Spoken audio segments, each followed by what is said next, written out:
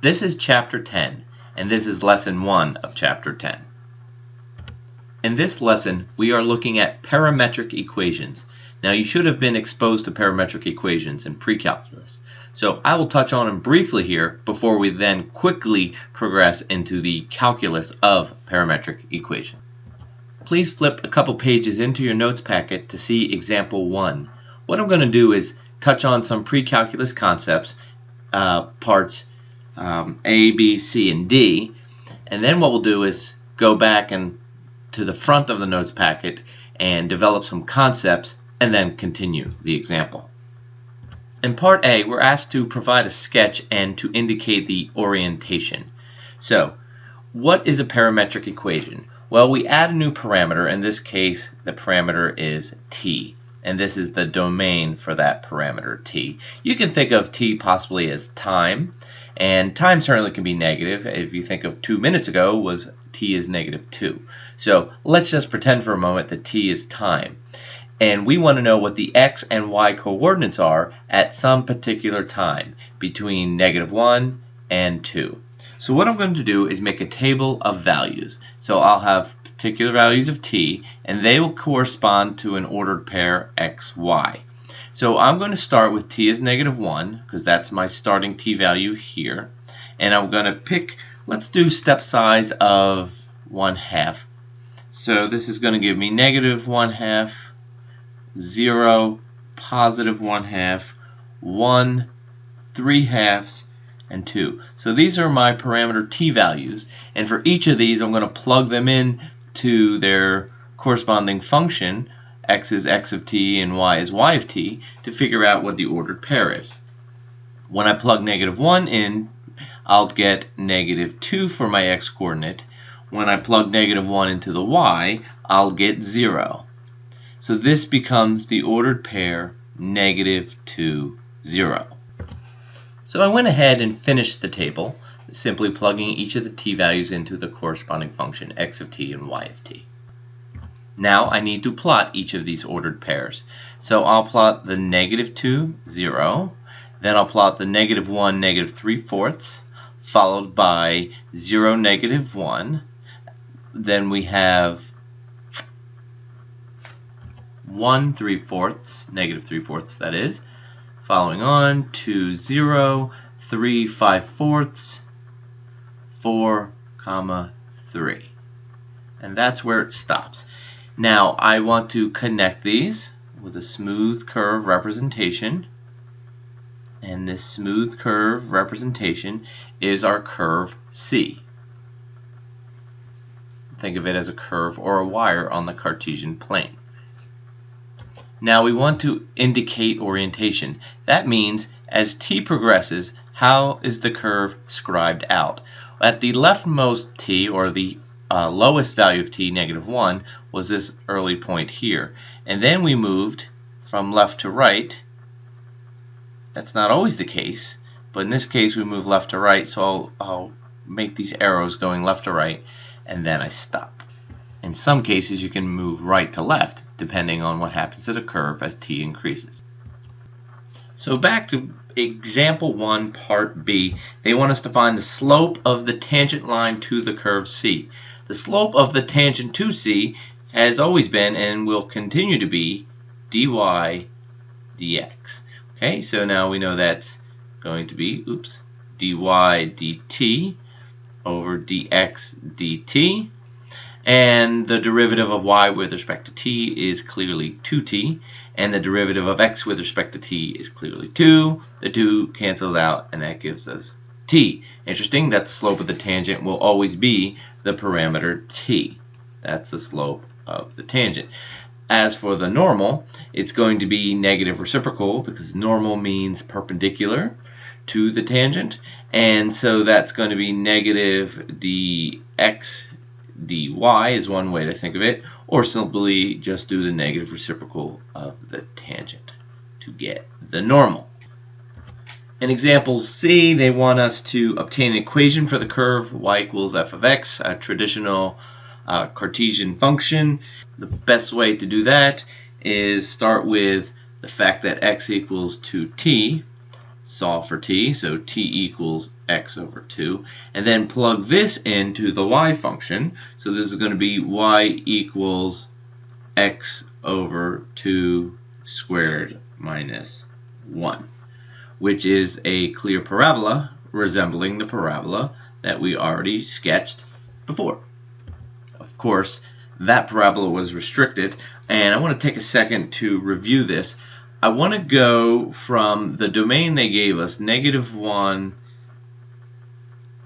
to 2, and we're going to talk about the domain and range of this function. So in order for us to talk about domain, we're talking about x, so we want to convert this to be what x looks like, and what x looks like is 2 times t. So if I multiply that by 2, I have to multiply all sides by 2. See? And then that tells me that my domain, x has to be between -2 and 4.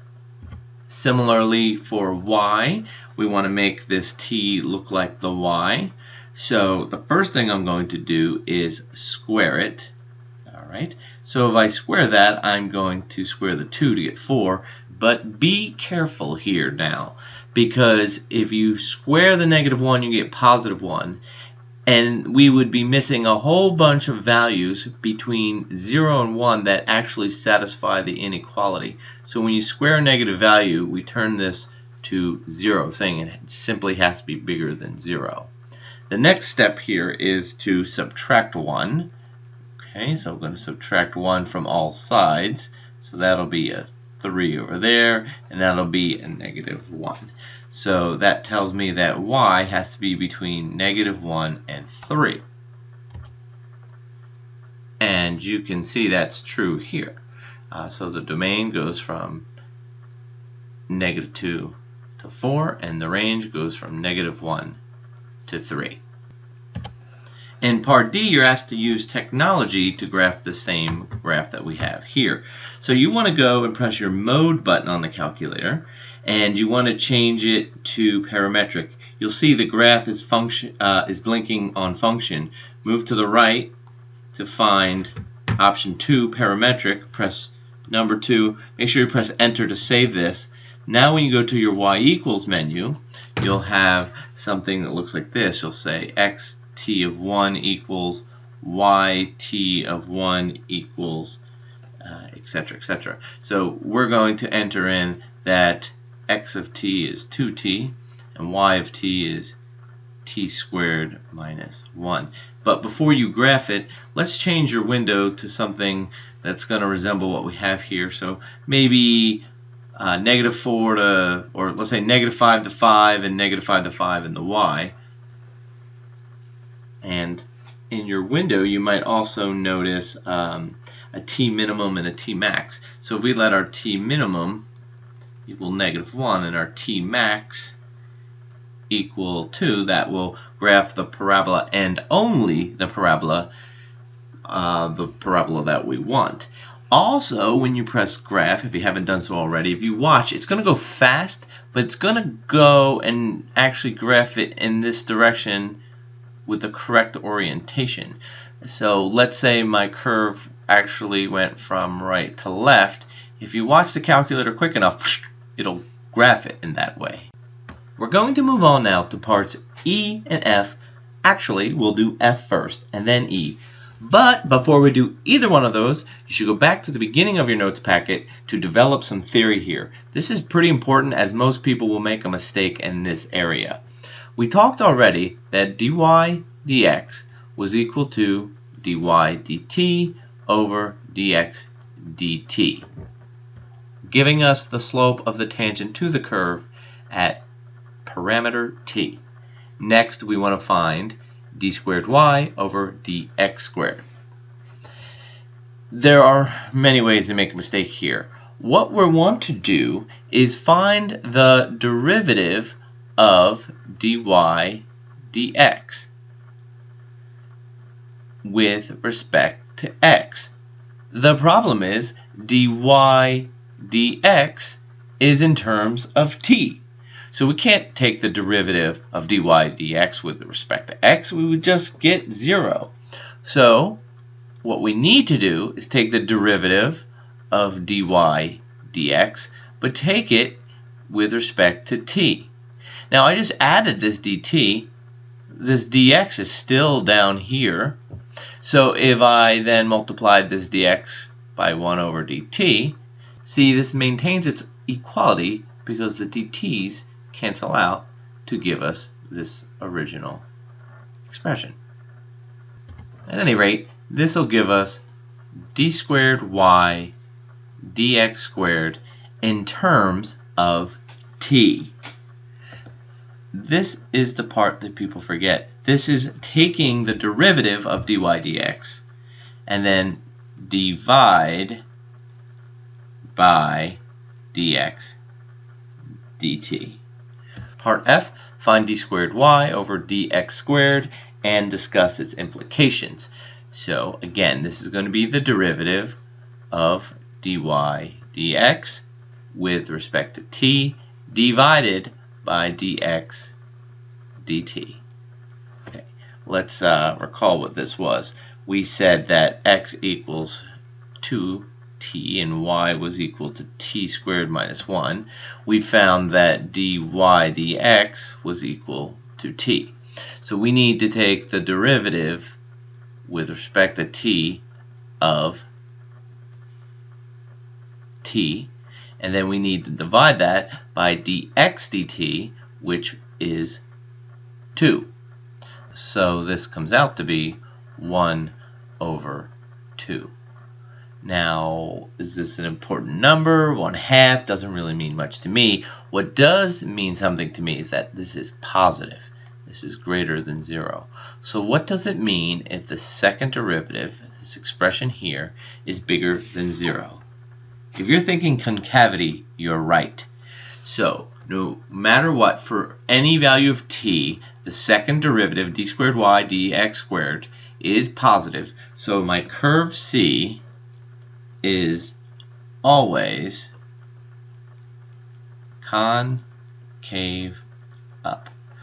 Now in that parabola, or restricted parabola, that is always the case. It's always concave up. Now to do example E, we need to discuss some theory on the length of a curve. Now you should recall that the length of a curve when y equals f of x, we proved this, it's going to be the integral from x equals a to x equals b. Do you remember this? Square root of 1 plus dy dx quantity squared dx. And we spent some time proving that, so I'm going to assume that you remember that as the length formula. Now what if we have a curve defined parametrically? X is equal to some function x of t, and y is equal to some function y of t. Well then the length of the curve, now the proof, if you do it again, you should see that this is pretty easy transformation. It goes from t equals a to t equals b. It's going to be the square root of, before when it was dx dx, now it's going to be dx dt squared plus dy dt squared. The algebra for this proof is the same as it was in the other one. So with that little bit of theory, I think we're ready to do part E of the example. So here we go. We want to find the length of the curve. Okay, so it's going to be the integral from -1 to 2 square root of, now dx dt is 2, and we have to square that. Dy dt was 2t, and we have to square that dt. Simplifying here. Now, you should be able to look at this and determine what method you would use if I asked you to do this by hand. Think about it. What are you thinking? If you're thinking trig sub, all right, thumbs up. We're not going to be doing this by hand. We're going to use the calculator. And it turns out that the length of the curve is 8.211. That's rounded to 3 decimal places. So there you have it. That's example 1, A through F.